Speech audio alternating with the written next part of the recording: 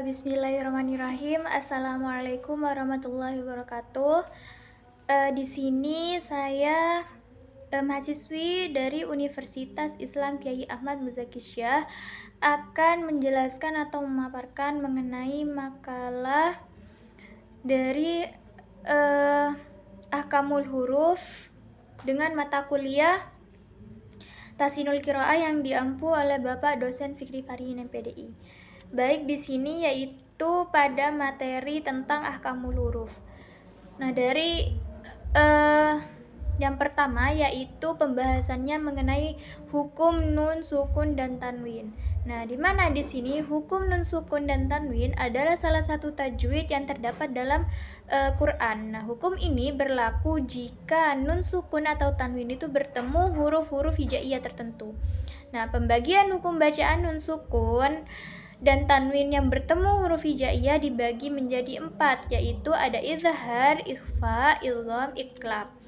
Nah, di mana di sini di dalam firman Allah Subhanahu wa taala dalam surah Al-Baqarah ayat 145 yang terdapat keterangan tajwid yaitu izhar, idgham, ikhfa, dan iqlab yang artinya berbunyi, dan walaupun engkau Muhammad memberikan semua ayat keterangan kepada orang-orang yang diberi kitab itu, mereka tidak akan mengikuti kiblatmu dan engkau pun tidak akan mengikuti kiblat mereka. Allah memperingatkan Rasulullah agar tidak mengikuti keinginan mereka. Nah, di mana yang pertama yaitu izhar halqi. Nah, jadi di mana pengertian dari izhar halqi itu sendiri secara bahasa terdiri dari dua kata yaitu izhar dan halqi. Izhar artinya jelas dan halqi artinya kerongkongan. Nah, sedangkan pengertian secara istilahnya yaitu adalah mengeluarkan lafadz atau suara dari tenggorokan dan dibaca dengan jelas tanpa dengung. Nah, disebut izhar halqi karena makhraj dari huruf-huruf izhar halqi keluar atau diucapkan dari dalam tenggorokan. Di mana di sini hukum bacaan izhar halqi berlaku jika ada nun sukun atau tanwin yang berhadapan atau bertemu dengan salah satu huruf izhar. Nah, di mana di sini huruf izhar itu ada 6, yaitu ada kha, ha, qain, ha, ain, dan alif. Dan cara membacanya yaitu adalah jelas dan tanpa dengung dan tidak boleh disamarkan. Kemudian idgham. Nah, di mana idgham menurut bahasa artinya yaitu memasukkan sesuatu ke dalam sesuatu. Nah, di mana menurut istilah yaitu bertemunya huruf yang bersukun dengan huruf yang berharokat sehingga kedua huruf tersebut menjadi satu huruf. Nah, huruf kedua menjadi bertasydid. Kemudian lidah mengucapkan huruf tersebut dengan sekali ucapan. Nah, idgham menurut pengertian ilmu tajwid adalah apabila nun sukun atau tanwin bertemu dengan salah satu huruf idgham yang 6, yaitu ya, ro, lam, mim, wawu, dan nun, maka dinamakan idgham. Nah, di mana di dalam hukum nun sukun dan tanwin dibagi menjadi 2, ada idgham bi gunnah dan ada idgham bila gunnah.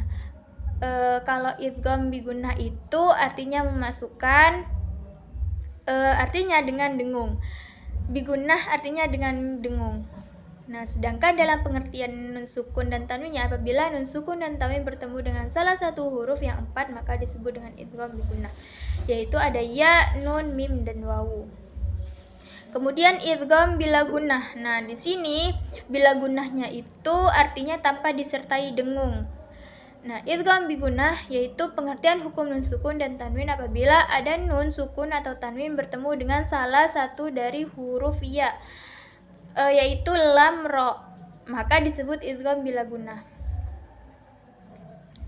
Kemudian ada iqlab. Nah, iqlab yaitu salah satu dari hukum tajwid yang terjadi ketika ada huruf nun sukun atau juga tanwin yang ketemu dengan huruf hijaiyah yaitu ba. Secara harfiah iqlab ini mempunyai arti menggantikan atau mengubah sesuatu dari bentuk aslinya. Nah, cara membaca iqlab yaitu dengan cara menggantikan atau merubah huruf nun atau tanwin jadi suara huruf mim sukun. Nah, oleh karenanya ketika nun mati ataupun tanwin akan bertemu dengan huruf ba, maka bibir atas dan bibir bawah tersebut posisinya tertutup dan juga diiringi dengan suara dengung kurang lebih 2 harokat. Kemudian yang keempat yaitu ikhfa. Nah, di mana di sini menurut bahasa adalah asatru, artinya adalah samar atau tertiup. Nah, adapun ikhfa menurut istilah adalah mengucapkan huruf dengan sifat antara izhar dan idgham tanpa tasydid dan dengan menjaga guna pada huruf yang diikhfakan. Nah, di mana ikhfa dalam pengertian nun sukun dan tanwin adalah apabila nun sukun dan tanwin bertemu dengan salah satu huruf ikhfa yang berjumlah 15, maka dinamakan ikhfa hakiki. Nah, ikhfa hakiki dinamakan ikhfa hakiki karena hilangnya bunyi huruf nun secara sempurna. Huruf ikhfa yaitu ada 15, di antaranya ada ta, sa, jim, dal, zal, zain, sin, shin, shad, dot, to, zo, fa, kof, dan kaf. Kemudian yang kedua ada hukum mim sukun. Nah, di mana di sini mim mati adalah huruf mim yang tidak berharokat, memiliki tanda baca yaitu sukun. Nah, mim mati adalah cara membaca mim ketika bertemu dengan huruf hijaiyah baik wasol maupun wakof. Mim mati ini apabila bertemu dengan huruf hijaiyah cara bacanya sama dengan hukum nun mati atau tanwin. Ada yang dibaca dengung, jelas, dan ada pula yang samar. Hanya saja yang membedakan keduanya adalah terletak pada bibir. Hukum mim mati dibagi menjadi 3 bagian, yaitu diantaranya pengertian izhar safawi, syarat huruf dan cara membacanya, yaitu di mana izhar artinya jelas atau terang, kemudian syafawi artinya bibir, dan terjadinya izhar safawi adalah jika mim mati bertemu dengan huruf-huruf hijaiyah selain huruf mim dan ba. Cara pengucapannya tidak boleh dengung dan huruf mim sukun harus dibaca jelas dan baik. Nah, dengan demikian huruf izhar safawi adalah huruf hijaiyah selain ba dan mim. Kemudian pengertian ikhfa safawi. Nah, syarat huruf dan cara membacanya, di mana ikhfa artinya samar, safawi artinya bibir. Ikhfa safawi hanya terjadi apabila memenuhi 3 syarat, yaitu apabila ba berada setelah mim yang mati, kemudian terjadi di antara 2 kata, dan yang ketiga terjadi proses guna. Kemudian pengertian idgham mimi. Nah, di mana di sini idgham mimi itu disebut juga idgham mutamatsilain. Dinamakan idgham mimi karena dalam proses idghamnya ini huruf mim dimasukkan kepada huruf mim pula dan disebut mutamatsilain karena huruf yang berhadapan sama baik makhraj maupun sifatnya. Jadi idgham itu artinya melebur atau memasukkan huruf sukun ke dalam huruf berharokat setelahnya. Dan idgham mislain apabila mim mati bertemu dengan huruf mim yang berharokat. Nah, di sini huruf idgham mim itu hanya satu, yaitu mim. Cara pengucapannya harus disertai dengan gunnah, dengung, dengan memasukkan huruf mim atau mim mati ke dalam huruf mim sesudahnya. Kemudian hukum idgham kabir dan idgham sagir. Nah, di mana di sini idgham adalah salah satu kaidah dalam ilmu tajwid yang berkaitan dengan menggabungkan 2 huruf menjadi satu. Yang pertama yaitu idgham kabir. Nah, di mana idgham mutamatsilain kabir yaitu pertemuan 2 huruf yang sama makhraj dan sifatnya. Kemudian ada idgham mutaqaribain kabir yaitu pertemuan 2 huruf yang hampir sama makhraj dan sifatnya, di mana kedua huruf sama-sama berharokat. Kemudian yang ketiga ada idgham mutajanisain kabir yaitu pertemuan 2 huruf yang sama makhrajnya dan tidak sama sifatnya, di mana kedua huruf sama-sama berharokat.